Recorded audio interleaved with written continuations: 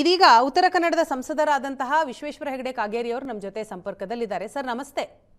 ನಮಸ್ಕಾರ ಸರ್. ನಿಜಕ್ಕೂ ಒಂದು ದೊಡ್ಡ ದುರಂತ ಇದು, ಘೋರ ದುರಂತ ಇವತ್ತಾಗಿರುವಂತ, ಬಹಳ ದುಃಖದ ದುರಂತದ ಒಂದು ಸಂದರ್ಭ ಇದು.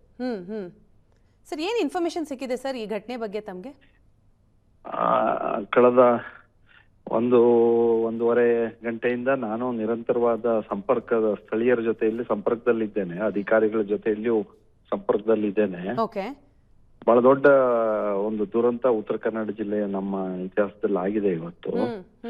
ಈ ಕರಾವಳಿಯ ಜನತೆಗೆ ಈ ಚಿಪ್ಪೆಕಲ್ ತೆಗೆಯೋದು, ಮೀನ್ ಹಿಡಿಯೋದು ಇದೆಲ್ಲ ಅತ್ಯಂತ ಸಹಜವಾದ ಜೀವನದ ಭಾಗ. ಅದು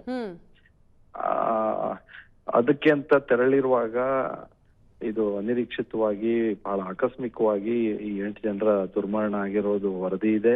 ಇನ್ನು 3 ಜನರು ಹುಡುಕ್ತಾ ಇದ್ದಾರೆ, ಇಬ್ರು ಆಸ್ಪತ್ರೆಯಲ್ಲಿ ಇದ್ದಾರೆ. ಹಾಗಾಗಿ ಬಹಳ ನೋವಿನ ದುಃಖದ ಒಂದು ಸಂದರ್ಭ ಇದು.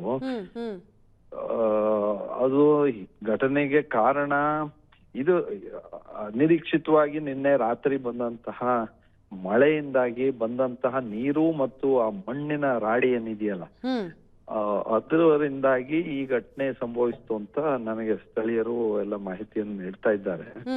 ಇನ್ನು ಬಟ್ ಈಗ ಬಹಳ ಒಂದು ದುಃಖದ ಸಂದರ್ಭದಲ್ಲಿ ಇಡೀ ಜಿಲ್ಲೆ, ಇಡೀ ನಮ್ಮ ಕರಾವಳಿ ಭಾಗದ ಜನ ನಾವೆಲ್ಲರೂ ಇದ್ದೇವೆ ಈಗ. ನಿಜ ನಿಜ ಸರ್. ಈಗ ಹಲವು ವರ್ಷಗಳಿಂದ ಇವರು ಮೀನುಗಾರಿಕೆಯನ್ನ ಮಾಡ್ತಾ ಬರ್ತಾ ಇರುವಂತವ್ರು.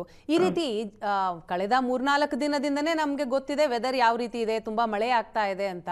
ಸೊ ಇಂಥ ಸಂದರ್ಭದಲ್ಲಿ ಅವ್ರಿಗೂ ಒಂದು ಅರಿವಿರುತ್ತಲ್ವಾ, ಒಂದು ಗೊತ್ತಿರುತ್ತಲ್ಲ ಯಾವ ಟೈಮಲ್ಲಿ ಏನ್ ಬೇಕಾದ್ರೂ ಆಗಬಹುದು. ಸೊ ಈಗ ಮೀನುಗಾರಿಕೆಗೆ ಹೋಗಬಾರ್ದು ಅನ್ನೋದು ಗೊತ್ತಿರಲ್ವಾ ಸರ್? ಇದು ಮೀನುಗಾರಿಕೆ ಅಲ್ಲ, ಇದು ಈ ಚಿಪ್ಪೆಕಲ್ ತೆಗೆಯೋದು ಅನ್ನೋದು ಕಡಿಮೆ ನೀರಿದ್ದಲ್ಲಿ ಅಂದ್ರೆ ಒಂದು ಅರ್ಧ ಮುಳುಗಿ ಅರ್ಧದೇ ನಿಂತು ತೆಗಿತಾರ ಅದನ್ನ.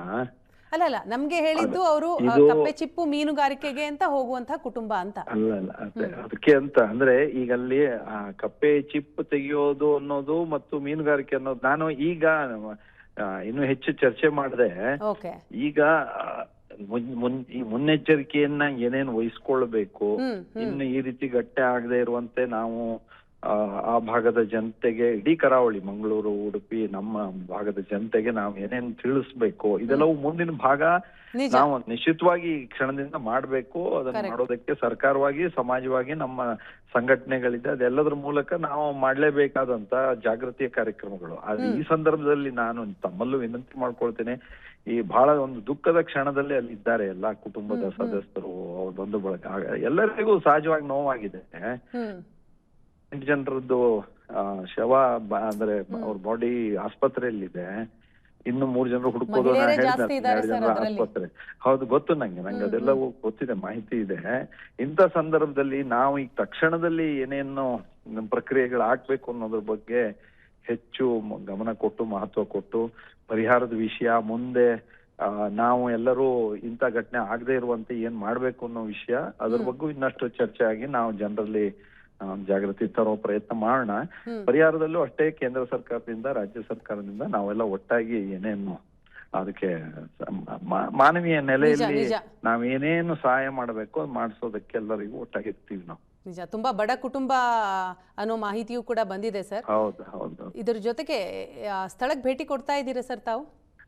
ನಾನು ಇವತ್ತು ನಮ್ಮ ರಾಷ್ಟ್ರೀಯ ಅಧ್ಯಕ್ಷರು ಬಂದಿರೋದ್ರಿಂದ ಇಲ್ಲಿ ಬೆಂಗಳೂರಿನಲ್ಲಿ ಇದ್ದೀನಿ, ತಪ್ಪು ಎಲ್ಲ ಗೊತ್ತೇ ಇದೆ.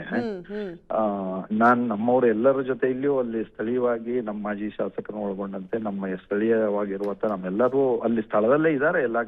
ಕೆಲವು ಜನ ಆಸ್ಪತ್ರೆಯಲ್ಲಿ ಇದ್ದಾರೆ, ಕೆಲವರು ಘಟನೆ ನಡೆದ ಸ್ಥಳದಲ್ಲಿ ಇದ್ದಾರೆ. ಒಟ್ಟಾರೆ ಈಗ ಸಂಬಂಧಪಟ್ಟಂತೆ ಎಲ್ಲರೂ ಸಕ್ರಿಯವಾಗಿ ಅಲ್ಲಿ ತಮ್ಮನ್ನು ತಾವು ತೊಡಗಿಸ್ಕೊಂಡಿದ್ದಾರೆ. ನಾನು ಅತಿ ಶೀಘ್ರದಲ್ಲಿ ಅಲ್ಲಿ ಭೇಟಿ ಮಾಡ್ತೇನೆ. Right sir, right. Thank you so much Vishweshwara Hegde Kageri ಅವರೇ, ಏಷ್ಯಾನೆಟ್ ಸುವರ್ಣ ನ್ಯೂಸ್ ಜೊತೆ ಮಾತನಾಡಿದ್ದಕ್ಕಾಗಿ.